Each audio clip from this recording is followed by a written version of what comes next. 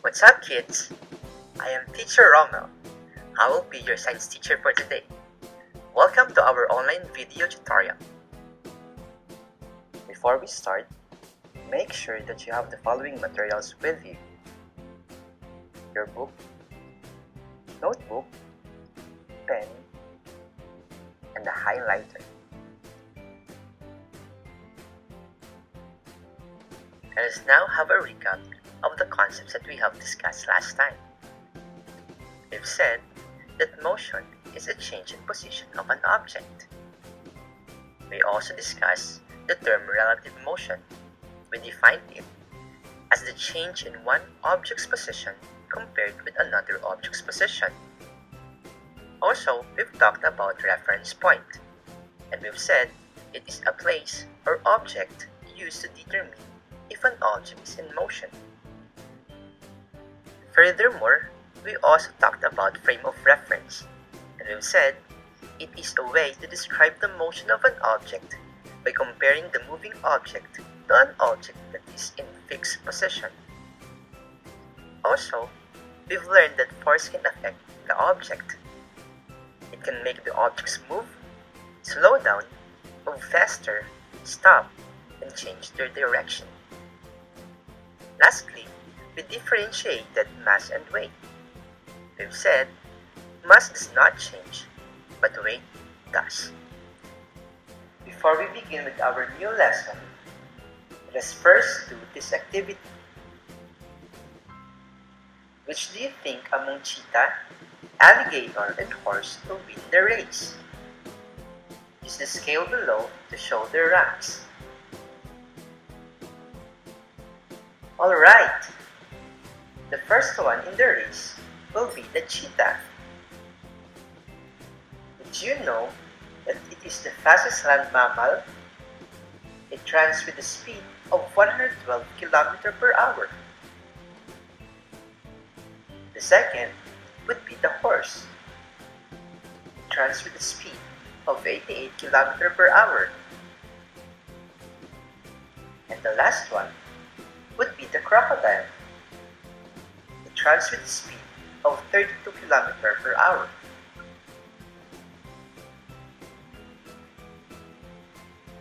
The activity a while back is related to our topic for today, which is all about speed. Here are the learning objectives of this session. First, to define speed, velocity, and acceleration. Second, to calculate the average speed. Lastly, to obtain information, graph, interpret data, and describe patterns relating to speed. To begin with, let's first define what a speed is. Speed refers to the rate at which the object changes position. To understand this, let's take an example. This is a picture of a peregrine falcon. Did you know that this bird is insanely fast? It moves almost the speed of 275 miles per hour when it moves to capture prey. Let us use the description of peregrine to explain the speed. Take a look at the word rate and the definition of speed. When we talk about rate, we mean a number and a unit measure. Therefore, 275 miles per hour is the speed we are talking about here. In this example, we can see that the unit of speed is the unit of distance, which is mile, divided by a unit of time, which is hour. Take note that we can write the rate of speed either of these two. Further, the unit measure we usually use to express speed are the standard international units or the SI units such as meter, kilogram, second, and Kelvin. In this illustration, how can we say that a car is faster than the other car?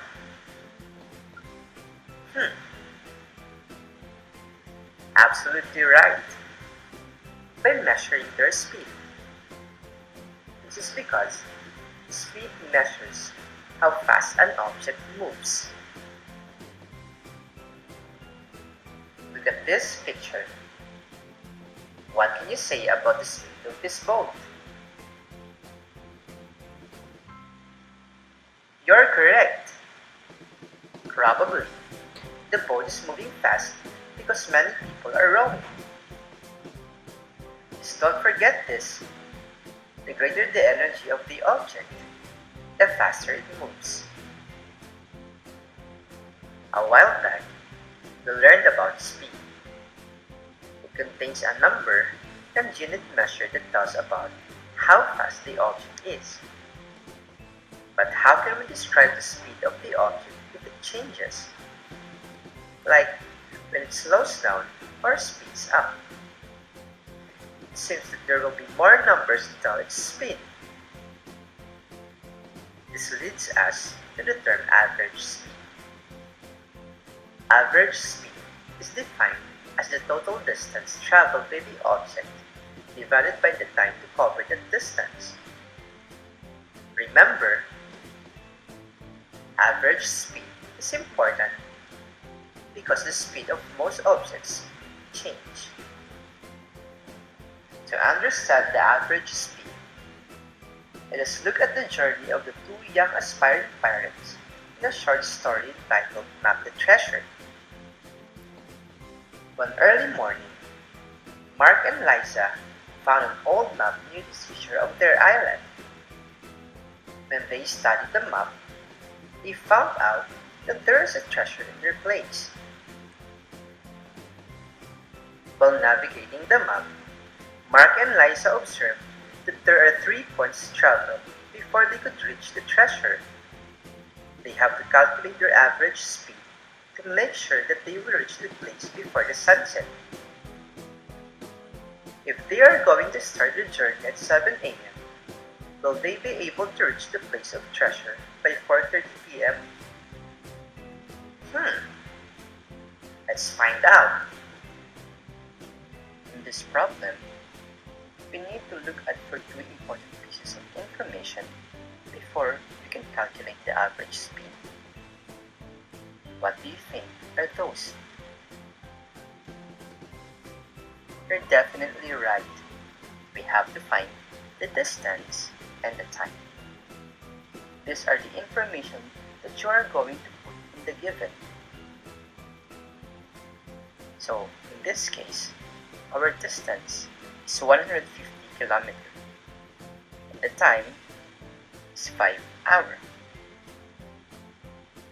Then, we are looking for the average speed. We also need to use formula. Formula are symbols that are useful in solving problems. In this case, we are going to use the S is equal to D over T. S means speed or average speed, D means distance, and T means time. Now we're ready to solve the problem. In our formula, we have D as the distance, so we need to know what is given in our distance. In this case, we have 150 kilometers, and our time is 5 hours. So 150 kilometers divided by 5, that's equal to 30 kilometers per hour. So in this problem, our average speed is 30 kilometers per hour.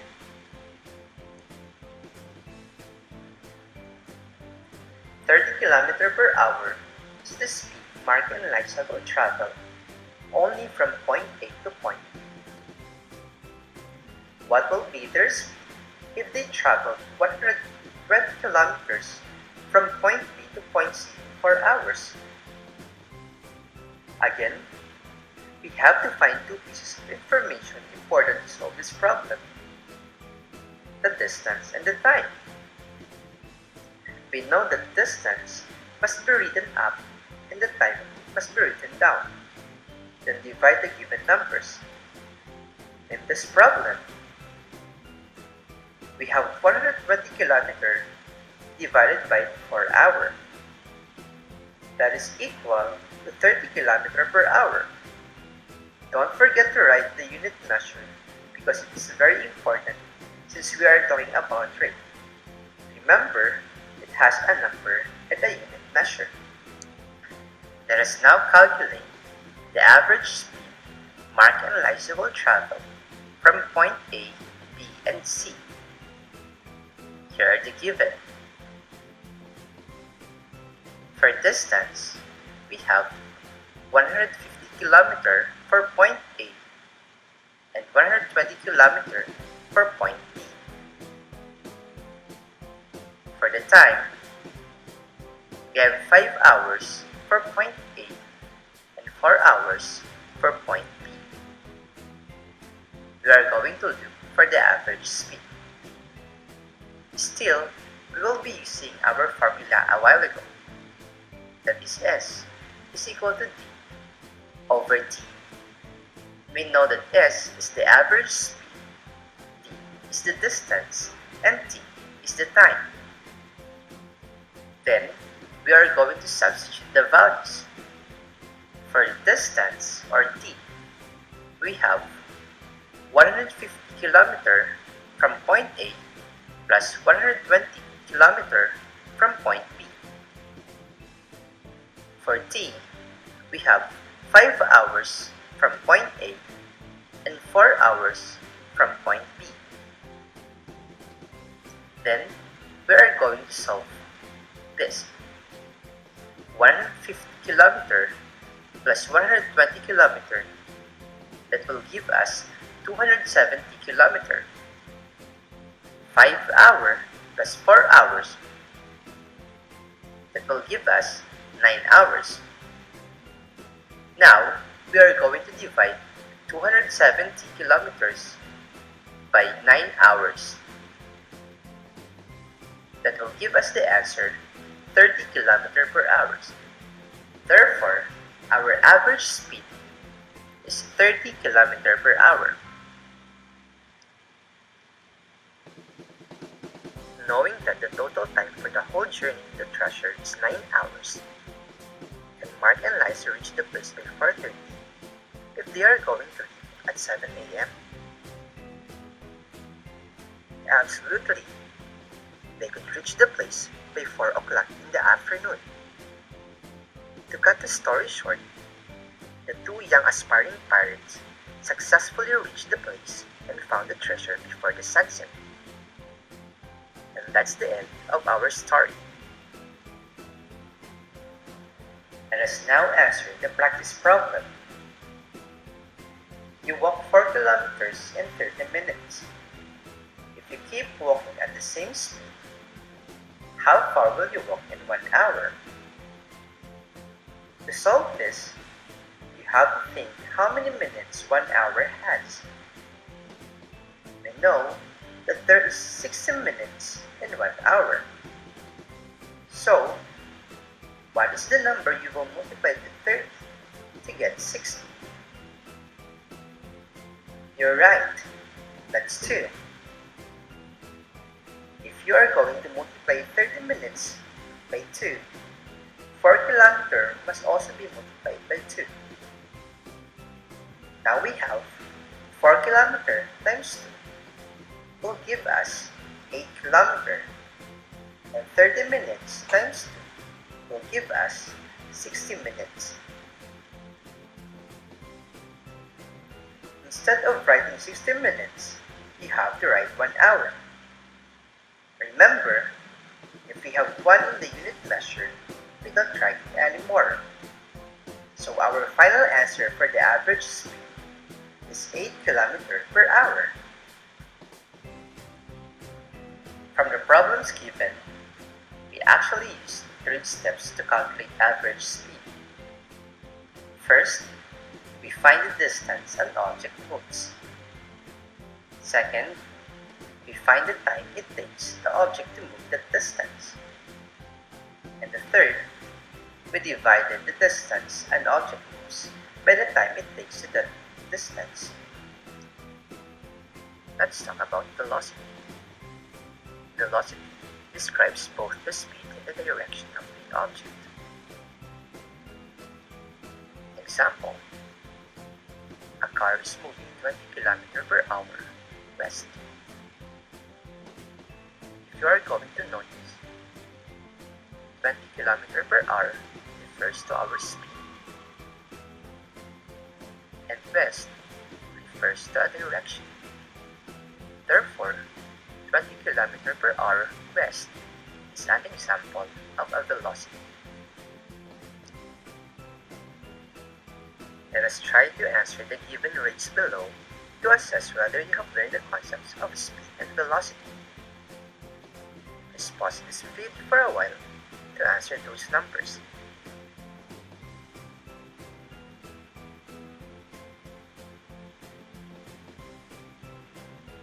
Alright, here are the answers.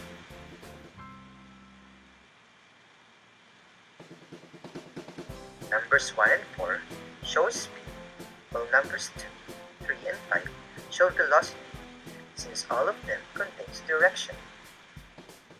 Remember, up, down, right, left, south, and the like are words that refer to a direction. Let's talk about acceleration. Acceleration is any change in speed or direction of an object's motion. Words such as starting, speeding up, and slowing down show acceleration. Look at the picture of this roller coaster. How can you say that a roller coaster is accelerating? Awesome answer! The roller coaster accelerates as it speeds up or slows down. It is changing speed. A roller coaster on a curved path accelerates even if its speed does not change. That is because it changes direction as it moves around the curve. Let us now describe the acceleration of an airplane taking off. Do you have any idea about the acceleration of this plane? Brilliant answers! Its velocity increases in speed without a change in direction on the runway. As the plane lifts off the ground, its velocity increases in speed and its direction will change. Let's study the data given on the table and graph them on the chart at the right. Take note that numbers along the bottom of the chart show the time, and the numbers along the side of the chart show the distance. Before we write anything, we need to look at the chart.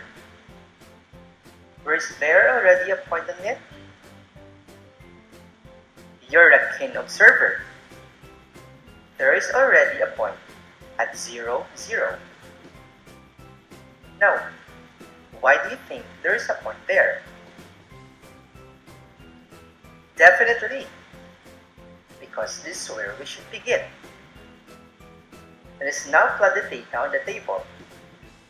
First, we have 15 km in 1 hour.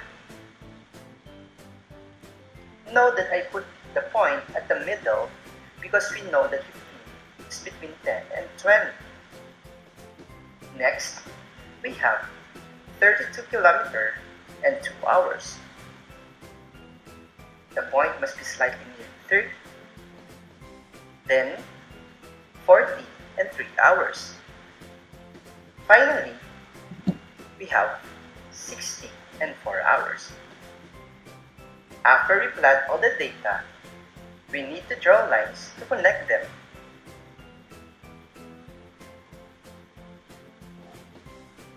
This is now our graph of those data from the table. Using the graph we made, let us answer the following questions. Between which 2 hours did the cyclist travel the fewest number of miles? You're definitely correct. It's between 2 and 3 hours. Next, what pattern related to speed can you observe in the graph? Absolutely right. This graph tells us that cyclist speeds up over time. I hope you slowly learned how to graph and interpret the data. Remember, graph is important because it helps us easily see the information we need. Before we end this session, and let's wrap up what we have learned for today. First, we have learned that speed is the rate at which the object changes position. Second, we've learned that velocity describes both the speed and the direction of the object. We also defined acceleration as any change in the speed or direction of the object's motion. We likewise discussed the 3 steps to calculate the average speed of the object. First, we have to find the distance an object moves. Second, we need to find the time it takes the object to move that distance. And finally, we have to divide the distance an object moves by the time it takes that distance. Lastly, we also learned about how to graph and interpret the data. We also said that graph is important because it helps us see the data easily. That's all for this lesson. For additional information and homeworks, don't forget to log into your Person Realize account. See you next time. Bye!